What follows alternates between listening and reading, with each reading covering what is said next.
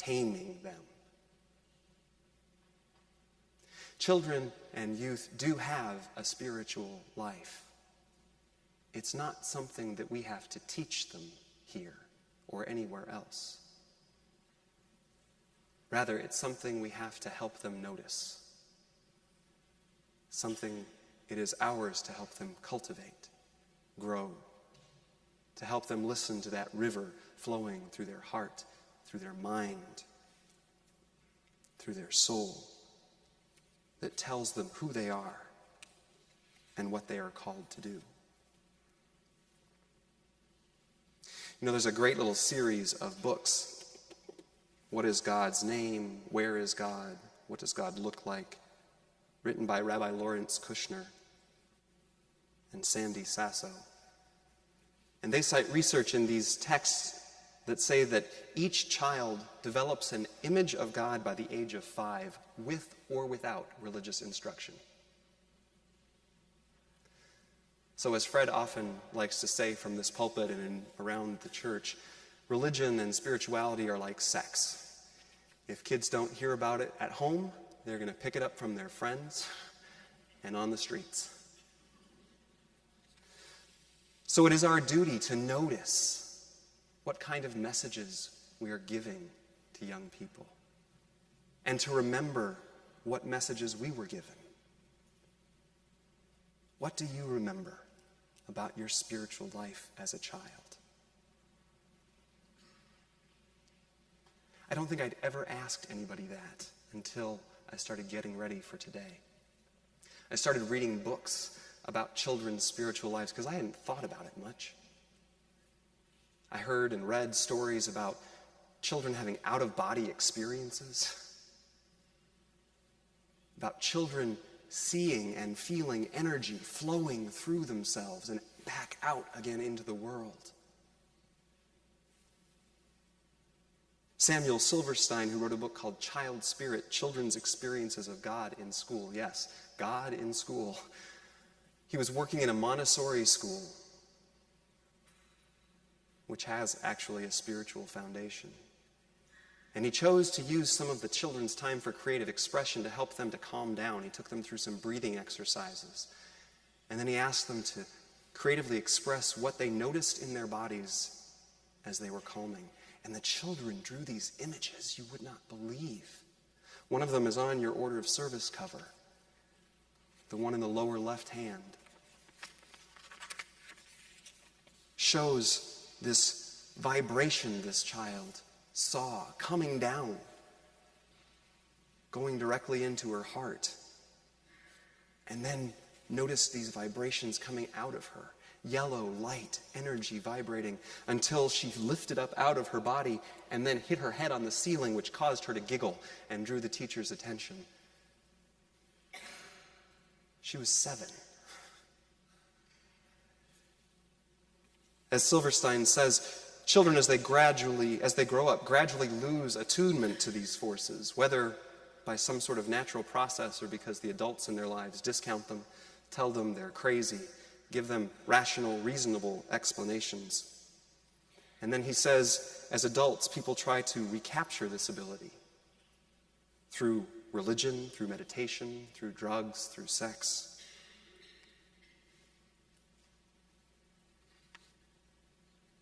Another author, Robert Coles, who wrote a text, The Spiritual Life of Children, worked with a little bit older population, whereas Silverstein worked with 6 to 8-year-olds.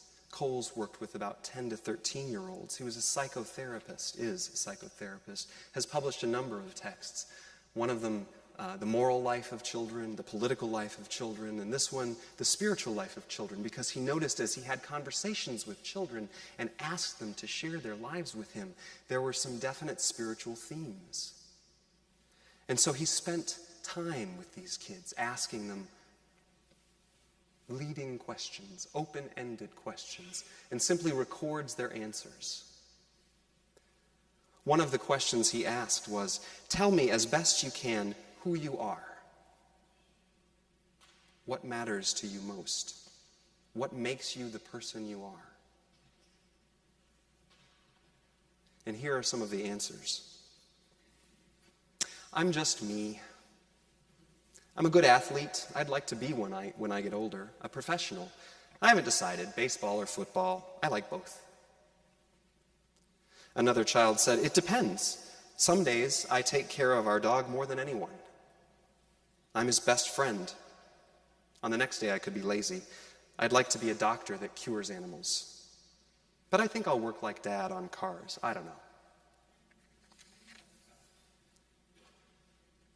Another child says, I'm like I am now. But I could change when I grow up. You never know who you'll be until you get to that age when you're all grown. But God must know all the time. Another child, I don't know what to say. I was put here by God, and I hope to stay until he says, okay, enough, come back. Then I'll not be here anymore. By the end, I hope to find out why I was sent down and not plenty of others. There must be a lot of waiting. God decides. Then there ensues an argument in the classroom about how God decides these things, whether or not God gets angry if people don't believe in him, why God lets things happen. And then a little girl says, I'll hear my mother and grandma talk like this sometimes, especially when they have had lots of trouble.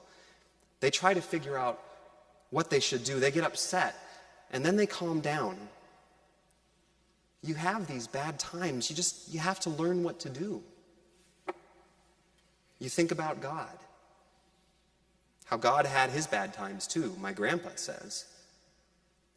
Grandpa says you should keep thinking of them. And then you just march through life. It's a long time you march, if you're lucky.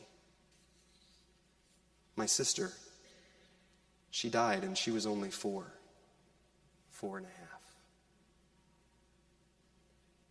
And the classroom fell silent.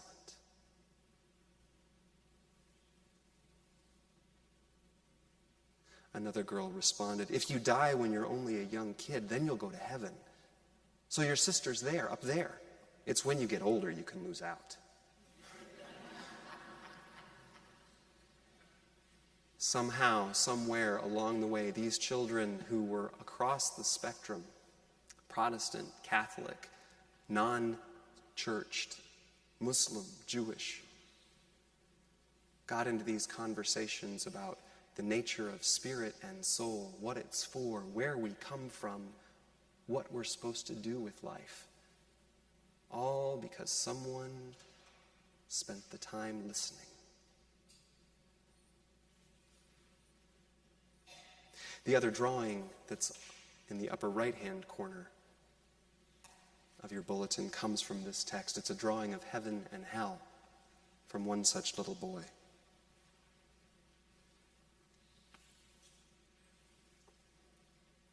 You'll notice, though you can't see it quite as clearly in black and white, that the colors kind of blur into each other. It's not the clear distinction for this child. Oh, he drew a pencil line, took a ruler and drew a straight one as he tried to explain it to the author. And then he said, I don't think I've got it right.